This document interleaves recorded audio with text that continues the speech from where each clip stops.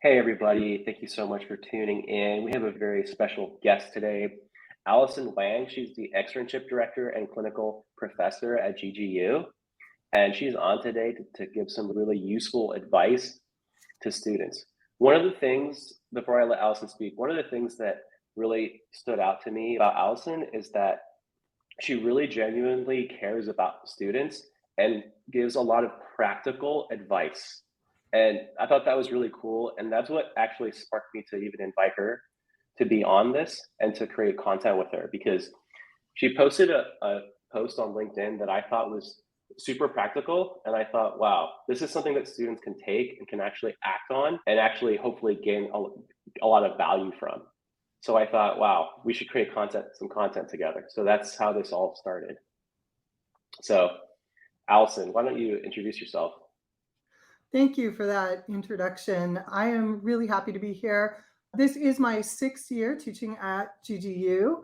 I started there as an adjunct professor teaching research and writing, and then I was offered a full-time faculty role as externship director. And in that role, I get to do exactly what you were talking about, which is teach lawyering skills and help students gain the experience that they need to be competitive, practice-ready lawyers after graduation. So everything that I do, my focus is very practical. And this past year, I was also incredibly honored to step in as interim director of the Office of Accessible Education, which oversees the Disability Resources Program for the entire university. So it's been a busy year. I bet. One of the things that I'm really interested in is about origin stories. So I'm really interested in how you got into the role, how you got into the field, and what made you passionate about helping the next generation of young lawyers.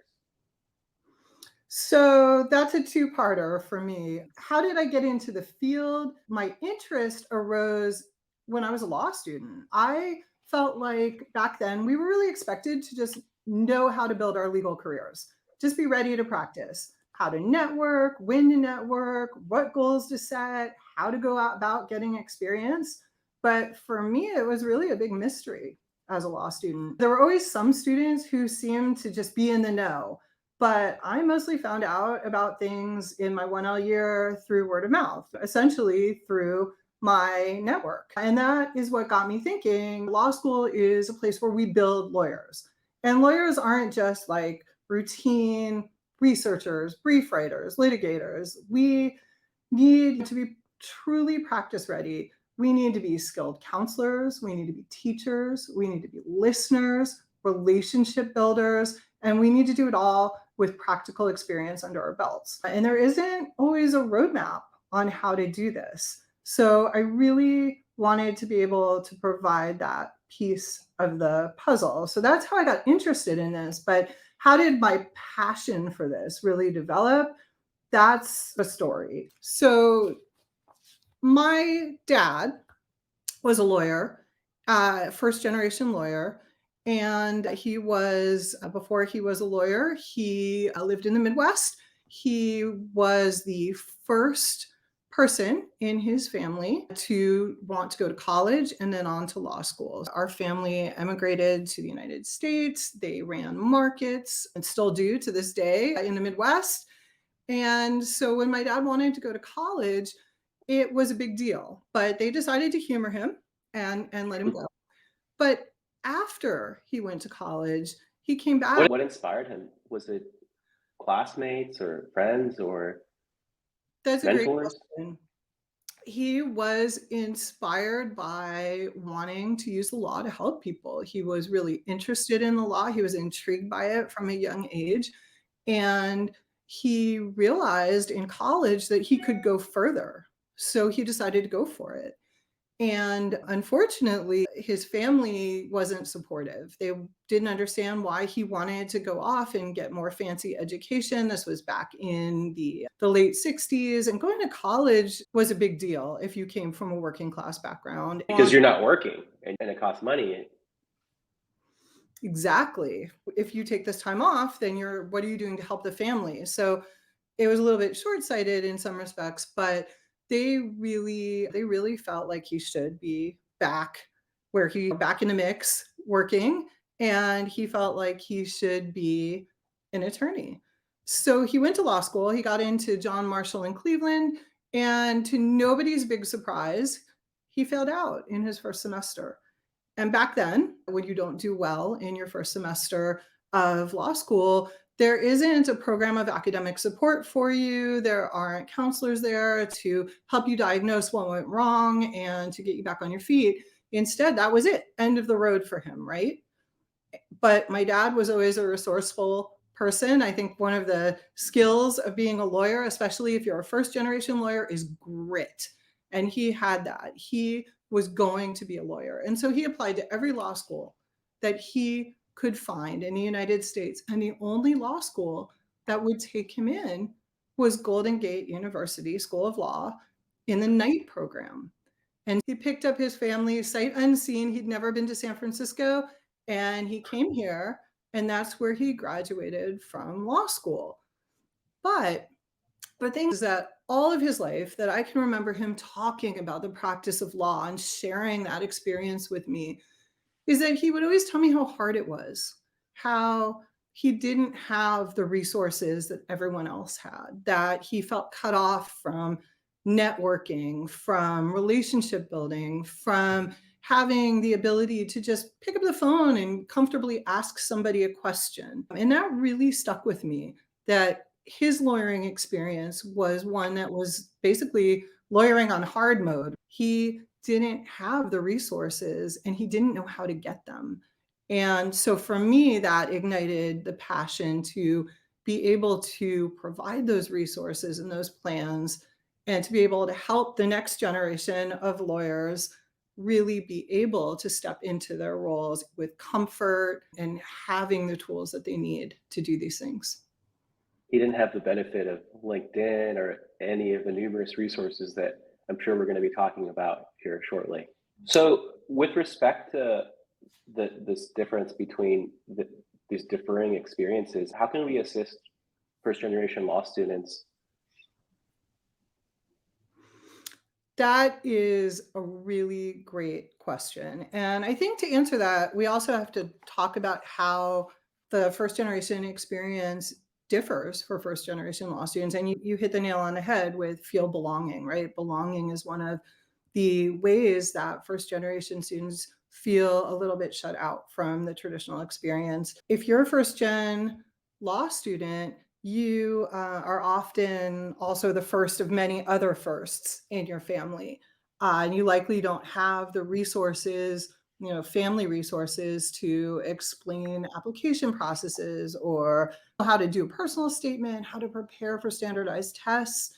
You might not know when or how to apply for certain programs or scholarships. And then when you actually get to law school, you might not feel like you fully belong because everybody else seems to know what's going on and you're not sure who to ask about mentorship, about networking, about career opportunities. And I think that a lot of times it can really increase your sense of isolation and your lack of belonging when you have to ask for that help all the time because you feel like everybody else already knows how to do this. And so that asking for help is going to show that you don't really belong here because you don't know what everybody else seems to just effortlessly know. And then on top of all of that, there is really incredible external and internal pressure on first generation students to succeed. And I think this can also really increase your stress and your anxiety because there's so much importance on doing this right, yet you feel like you're doing this without a guidebook. And so how do you provide that guidebook? One of the things that I think is really important is for faculty to just really understand the challenges of first generation students and to let them know that they aren't alone and that they are welcome to reach out and talk to them. For instance, as a professor, I try to share my story about my dad as much as possible so that students can relate and will feel more comfortable in reaching out. It's an awesome story, and it's so cool because now you teach it. It is such an honor for me to be able to teach there. It's a labor of love to be able to come back to my dad's university, to basically the formative moment for him, which allowed him to become a lawyer and actually have access to the profession and get to teach there. It's really amazing for me. But some of the things that we can also do and that universities are doing now, which I think is great, is supportive programming for first generation students. So some universities have centers dedicated to this. I think Hastings has a center.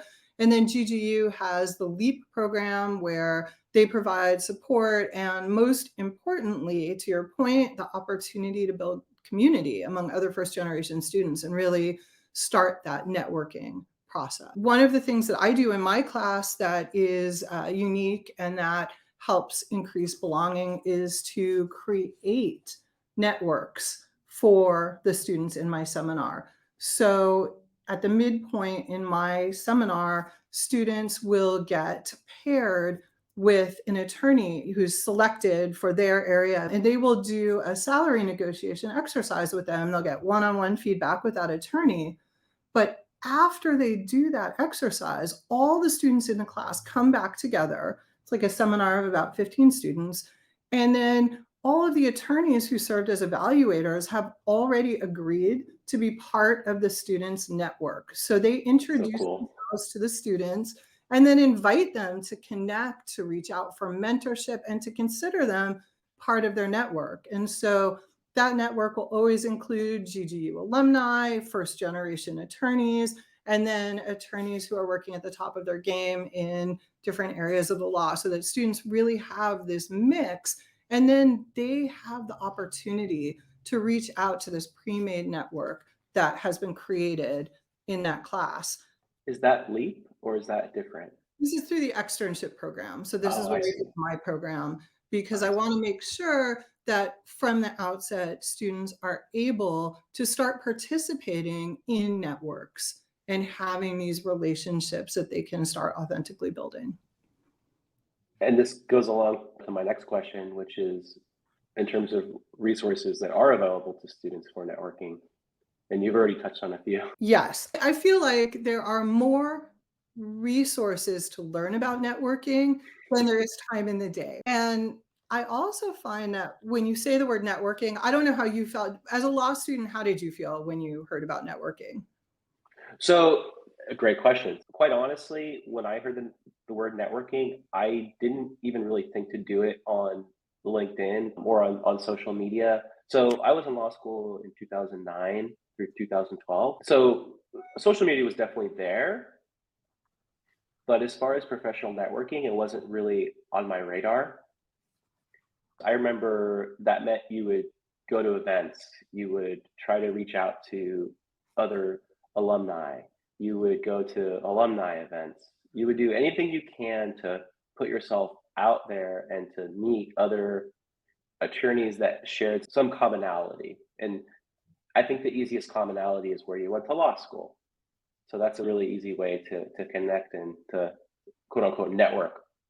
But networking is it's a very loaded word because you never know where the next opportunity is going to come from. So it very well may not be from another lawyer or from a fellow alumnus. It could be from a friend of a friend who knows somebody who knows a company that needs a lawyer or that needs to bring in someone in house. There's all these different ways that people get and land work. And I digressed a bit, but to your question, I think in when I was in law school, it was very much in person. That's the traditional way of networking, right? And I find that when you talk to students about networking, it's anxiety producing. One, because a lot of students started law school before the pandemic. So traditional in person forms of networking were considered to be one of the main ways to go, like you were talking about. And certainly when I went to law school, that was the way you did it. You went to events, and that can be really scary. You can feel like, I have these expectations, but I don't understand the purpose. And what kind of resources are out there? There are different layers of resources. The first thing that I always recommend is looking at maybe an entry level book about networking, because what you first want to do is figure out what networking means to you. It's different for everyone. For instance, I'm an introvert, and I have severe hearing loss. So going to a traditional event is a little bit difficult for me, and I'm not as effective at it. On the other hand, there are forms of networking and relationship building at which I excel and that I really enjoy. So that's the first thing you have to figure out is where do you fall on the networking spectrum? So once you've looked at some articles or books that explain how networking works and what types of things are out there, you can make a plan. Once you've done that, that's where the expanded realm of resources really comes into play. First and foremost, your career office is the best place to start if you're a law student and you want to get into networking, but you're not really sure where to start because your career counselors are going to be able to explain this to you and help you put together a plan. If you're at GGU and you want some networking tips, you can also come to me. I'm a great resource and I love talking about networking. But I think what Amir, you probably wanted me to talk about more is the digital social media aspects of networking and the resources that are out there for you. And these are free, available at, any time, and you can really pick and choose what resonates with you. So I recommend looking on LinkedIn and you will start to see that there are a lot of thought leaders out there who talk particularly about networking on LinkedIn, how they do it, what kind of mindset you need, what kind of plan or tools you need to really excel in this area. You can start following professional marketers. There's a legal marketing association made up of people who do nothing but strategize on how to build these relationships in the legal industry. And there are lots of folks who post about networking tips, tricks on a daily basis. One of the things that I'm actually working on in the coming year is to teach digital networking to law students. I really think it's the frontier for lawyers. And I think that it is one of the more important ways that you could really build authentic relationships without having to physically go to a bunch of different events where I think it's a little bit dicier about who you're going to interact with. This is much more targeted, much more intentional, and it has a lot more opportunity. I'm so curious and interested to talk more about what you mentioned before. Actually, believe it or not, as much as I appreciate the importance of social media and all these tools, I think that the reason why they're so invaluable, I think, is that they're free and available to all your students. And so many attorneys and practitioners are going to be on these networks. And so it's a great opportunity. But to your point earlier about going to, let's just say, in some form of networking, going to an event, that can certainly be overwhelming or intimidating. I'm really interested in understanding about planning and the purpose of it and how you identify what that means for a student. And the reason why I say that is because I think that regardless of the forum, whether it be in person or over social media, I have the sense that feeling of intimidation is still going to be there either way, regardless of the forum that the student selects.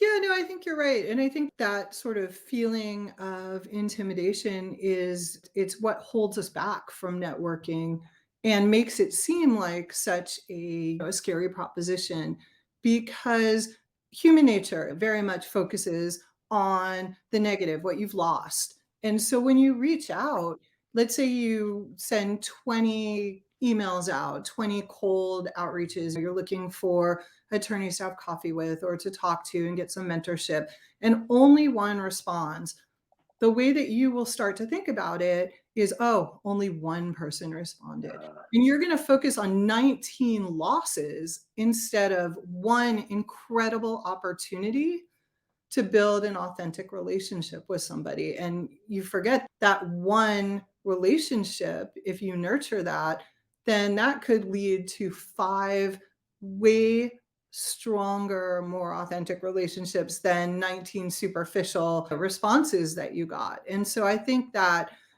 part of the intimidation factor is the way that we think about things. And if we focus on each if we focus on the interaction and the rate of return, I think that is always going to be intimidating, right? Because you're always going to get fewer responses than invitations that you send out. But if you focus on the quality of the responses that you get, suddenly you are wildly successful and it's not as scary. That's I think that's so important. I think that it's the glass half full versus half empty mentality. And I think that one of the number one pieces of advice that I give to all new grads is just the importance of being positive and thinking in a positive manner. Because to your point about what's the goal, well, every student is going to have a different goal with networking. But I think that across the board, and maybe this is a huge generalization, but I think that in general, regardless of what your goal and objective is with networking, at the end of the day, if it involves other people, if where you want to get to involves other people, then positivity is going to win, because people want to be surrounded by people that are positive and have positive attitudes. And so I ties agree. in it ties into what you're saying about, if you got to focus on, oh, one person responded, that's great. I just have an opportunity to maybe have a really meaningful connection with another practitioner or another whoever it is that I'm reaching out to. And that's another thing, is that we're always taught not to be vulnerable and not to admit any weakness. And reaching out to start a relationship is definitely a vulnerable place to be. And I think it's okay to own that. So if you're intimidated because you think when you reach out, you won't know what to say or how to start things, a really great way to start things is to say, hey, as a new law student, I am still really new at this networking thing, and I'm feeling a little nervous because I was concerned that I wouldn't know what to ask you. And that enlists the other person as your partner. They want to help. And I think that can make the conversation a little bit easier if you show a little bit of that vulnerability and some curiosity at the beginning. That's another way to navigate initial feelings of intimidation, is to have the mindset that these conversations, there aren't any stakes involved here. We tend to, as humans, again, when we invest something like our time or our effort, we expect a high return. We're looking at the stakes. And so that makes us nervous. The higher the stakes, the more nervous we are about the interaction. But if we come in with the mindset that there aren't any stakes involved here, this is just a conversation, this is just an opportunity for you to be curious and ask questions, and that this will go where it goes. You don't have to have any preconceived notions about what's going to happen.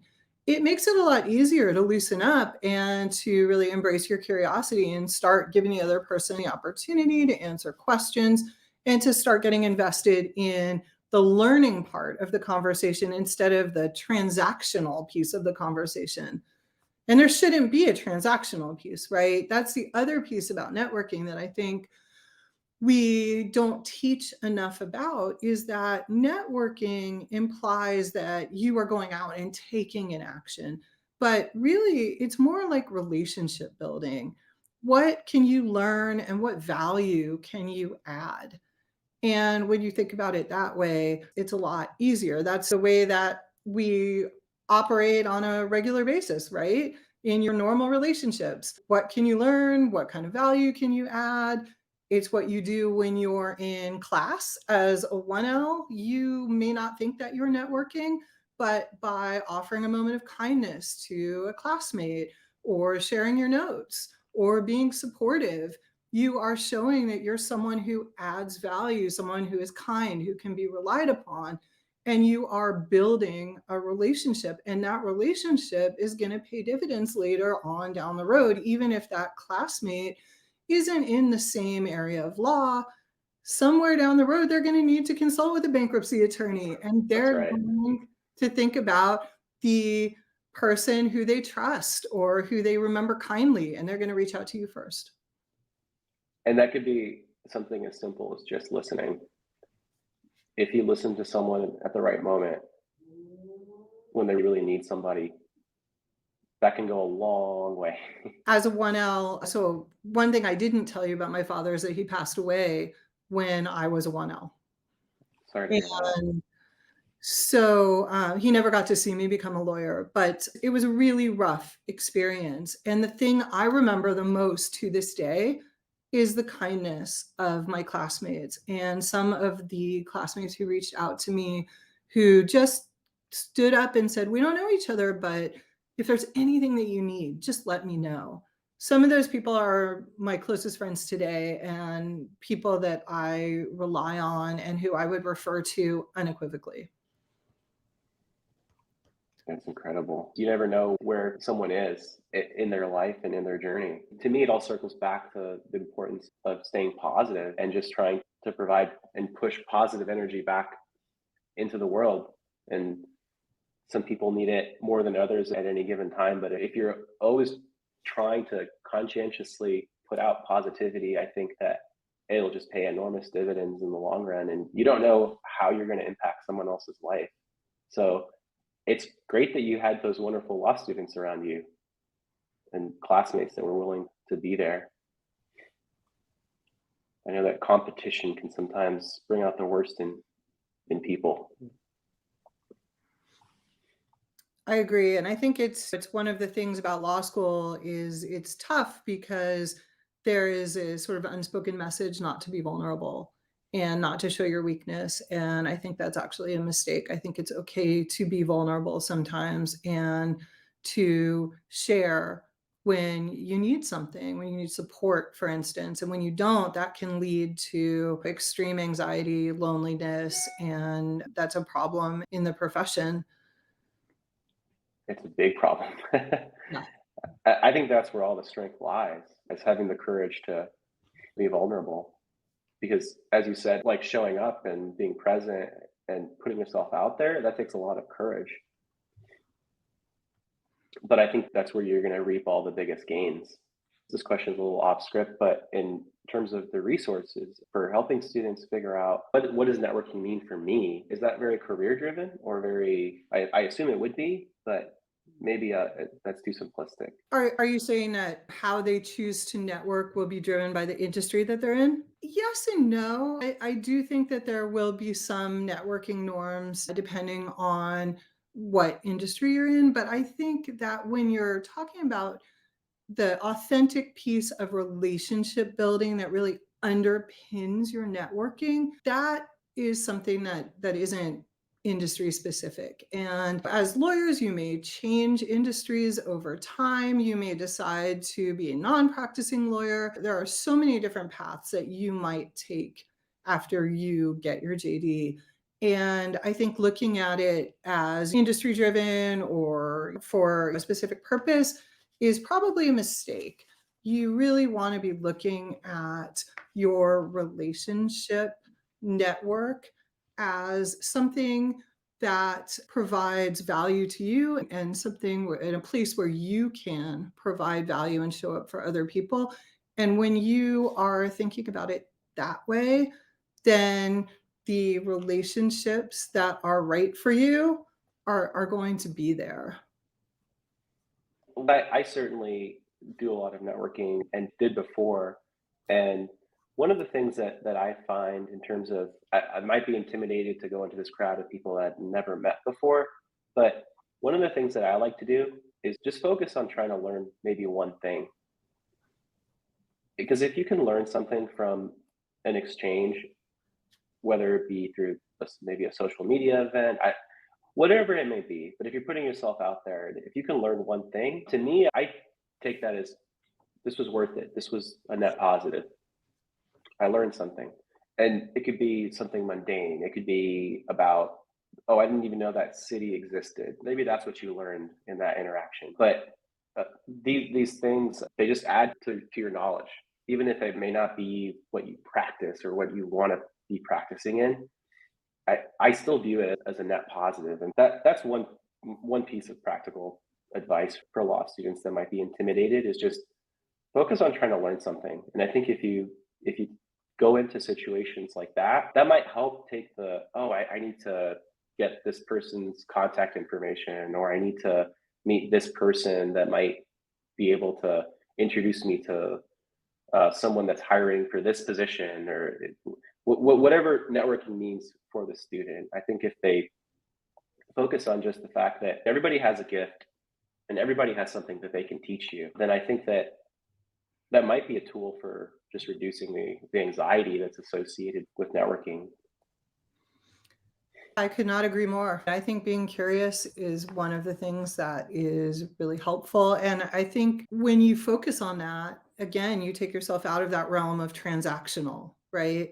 It's more of an authentic conversation. It's more about just learning about the other person. And I can say this, my best networking experiences weren't networking experiences at all, where I met attorneys in different situations, or we talked about Thai cooking or some other thing that was an area of interest. And from that, we discovered that we liked talking to each other and we continued the relationship. And then we turned to talking about more traditional legal things, but that's not how we started. If I had gone in with that goal in mind, I think things would be different in those particular relationships. So I don't think you have anything to lose by being curious, by looking at things as just a positive opportunity, like you said, Amir, rather than something that has high stakes attached to it or where there's a set script that you have to get something or say something. Think of it more, and this is hard for me as an introvert, but I do think that when you think of it more as this opportunity to talk with somebody and learn a little something about them, things really open up. Definitely. I love your Thai cooking example. I just couldn't agree more. When you find that commonality with somebody, then you could have a real conversation that may not even be premised at all on networking, but it's a real connection and one that can be long lasting and meaningful. With respect to some concrete tools at GGU, do you guys provide tools in terms of how to use concrete tools like LinkedIn or other social media to help students connect with potential employers? Or I'm just curious in terms of what sort of concrete advice you guys have for students with the tools that are at their disposal, that are all free too, which is amazing. I do believe that our career office will talk with students about ways to use LinkedIn. I talk with students about ways to use LinkedIn. In terms of just the basic ways to use LinkedIn, I think that some of the prevailing and important information that students need to have have a good profile picture. It doesn't have to be a professional picture, but it needs to be a picture that shows your face and give somebody just a sense of who you are. Don't neglect to fill out your about section. I think it's really important. People don't spend as much time as you would think on your LinkedIn profile. And so, some of the ways that you can draw them in is by having an engaging picture, having an about section that says enough about you that draws someone in that they want to skim it or maybe take a deeper look. Other things that I think we provide as tools is just explaining how to professionally show up on LinkedIn, what the network provides, what the purpose of the network is, and what kinds of things you might want to do on the platform. I think that basic information, though, while it's helpful, I think it just scratches the surface of what is possible, which is why I'm going to be working on this in the coming year, because I think that we need more instruction on using digital marketing tools and digital relationship building tools. And in terms of some high level practical tips, I just want to say that there's a lot of lawyers out there that really like helping students and really being there, whether it is to listen, whether it is to provide input, whether it is for advice. There are a lot of practitioners out there that, if students reach out to, will get a positive response. Again, to your point, not everybody will. And by the way, sometimes lawyers are busier at some times than others. In your situation where you had 19 people that didn't respond, Some of those might be in very challenging, maybe trial situations where they're just not going to get to their LinkedIn messages for a few weeks or possibly months. That happens. So that's another thing for your students to keep in mind. But lawyers love also talking about themselves and what they do and what they've done. And in terms of intimidation, I think that one really easy way to quote unquote break the ice, just do some really simple Google searches on the person that you're interested in possibly connecting with, and then just query them about what they've done. Just show interest in anything that they've done. And that's a really easy way to start a conversation. And that doesn't even need to be on social media. It could be in person or whatever medium, whatever networking means. That's something that they can use and apply. Um, I could give it a quick example, but I had one of your students reach out with a paper that she had written based on a video that we put out. And obviously, it's just flattery, right? I was like, oh, wow, this is wonderful. This student not only watched our video, but she also took the time to write me a nice email and then even went on and sent a paper that was on point. And these things go a really long way. To your point, right? It's about creativity and just having the confidence in knowing that there's people out there that will be receptive and that are going to want to reciprocate and put out positivity back in the other direction. In terms of the final hot takes, do you have any parting shots that you want to share? Any final thoughts? I do. I have a couple of quick things that I would say. We did talk about all of the different considerations that go into making networking less intimidating. And we talked about the ways that you can find resources once you've settled on the type of networking that you want to do. But there are a couple other resources that I want to highlight, one of which is organizations, student organizations, and local and affinity bar associations. So I'm on the board of the Minority Bar Coalition, which is made up of a large portion of the affinity bars in California. And one of the things that I noticed is that students are not fully participating in these organizations. And that is a shame because, in addition, and I've posted about this on LinkedIn as well, in addition to getting either free or heavily discounted membership while you're a law student and a new lawyer, discounted as a new lawyer, not free, you have access to their networking events, to mentorship programs, to job boards, scholarships, and all kinds of events where you can learn lawyering skills or you can learn about different areas of the law and which you can use as a springboard for networking. I have posted the link on my LinkedIn page, but if you want a list of every single bar association in the state of California, you can go to the California Lawyers Association page, the CLA page, and then click on the Bar Relations tab, and you will see a link that will get you to this list, and you can use that to find different organizations. The other thing is that, Amir, we touched on using digital networking, ways to reach out, but we didn't talk about how to actually accomplish that outreach. And so one of the things that is important is to have a script that you can use to reach out. The script should have a couple of things that make it easy for the person who you are reaching out to respond. Someone like Amir, who is very busy, he may not be able to reach out to every single person. And so he's going to reach out to the people who make it easy for him to respond. So in your message, try to keep it short. I recommend that you follow something similar to this. Introduce yourself, explain why you're reaching out, make a clear ask. You want coffee, you want a mentor, you are looking for information, whatever it is, make a clear ask. And then last, make it easy for the person to accept. So here's a short script that would work in almost any situation. Dear Amir, I am a first-year law student at GGU who is very interested in intellectual property law, particularly patents. I am hoping to intern at a law firm like yours next fall. So you've got something clear, reason why you are reaching out. I saw your LinkedIn live discussion with Professor Wang, and your comments about the value of networking really resonated with me because they motivated me to create networking goals for the upcoming year. Would you be open to meeting me for a 20-minute virtual coffee on Zoom in the next 2 weeks?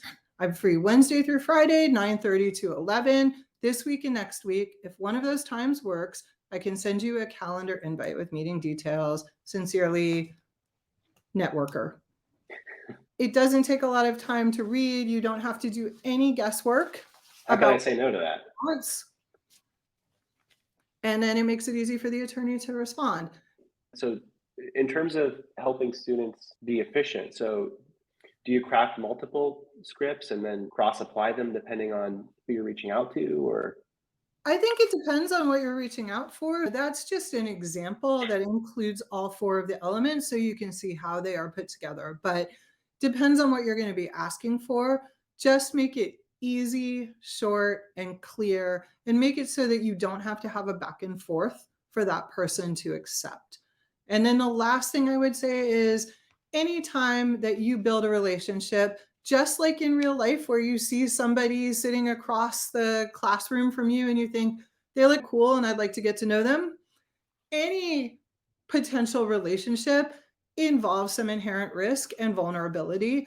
But if you held yourself back from reaching out every single time it was risky or you felt a little bit vulnerable, you would live all by yourself and you wouldn't have any friends, any, relationships at all. Don't focus on the negative aspects. Focus on the potential, and every interaction is not going to lead to a new relationship. So the ones that do lead to that relationship, focus on those and developing the value in those, because for each relationship that you build, that is going to yield more relationships from that interaction. And each of those are going to be valuable and authentic because they came from a strong relationship that you built. beautifully said.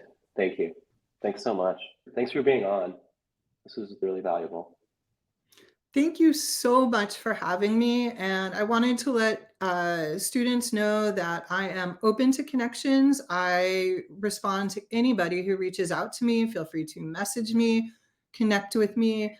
And I've posted social media plans, experiential learning plans, all sorts of different tools on my LinkedIn page for students so that they can take some of the mystery out of these things and make things a little bit easier. Awesome content, by the way. So useful. I just love how concrete and actionable your content is. So thank you for putting that out there.